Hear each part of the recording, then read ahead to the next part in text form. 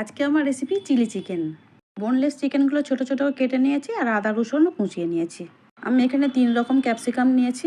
চিকেনের মধ্যে আদা বাটা রসুন বাটা দিয়ে দিলাম আর 2 চামচ কর্নফ্লাওয়ার, একটা ডিম দিলাম আর একটু দিলাম গোলমরিচের গুঁড়ো। 1 চামচ ময়দা দিয়ে মেখে নিলাম। এদিকে তেল গরম হয়ে গেছে, তেলের মধ্যে চিকেনগুলো ছেড়ে দিচ্ছি।